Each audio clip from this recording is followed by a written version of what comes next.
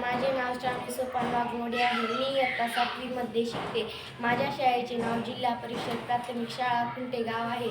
मी तुम्हाला एका धाडसी मुलीबद्दल माहिती सांगणार आहे. एक मुलगी होती. तिचे नाव हाली होते. तिला आई होती, वडील होते, बहीण होती. तिच्या वडिलांचा रेल्वेच्या अपघातात तिच्या वडिलांचा हात मोडला होता. वडिलांचा हात मोडल्यामुळे त्याच्या घरचा कारभार तिची बहीणच सांभाळायची. ते एक जंगल होतं. त्या जंगलात तिचे आजूबाजूचे परिसर व तिच्या घरचे जायचे. एके दिवशी हालीच्या बहिणीवर वाघाने हल्ला केला.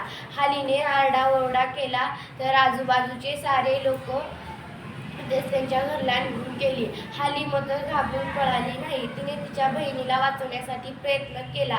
तिथे लाकडे होती, धोंडे होते. तिने त्या वाघाला हल्ली. वाघ पळून गेला. तिच्या बहिणीच्या पाठीवर खरचटले होते वाघाचे पाय. मग तिला प्रधानमंत्र्यांनी तिचा पुरस्कार केला होता. ते पण 2013 मध्ये तिचा पुरस्कार केला होता. धन्यवाद.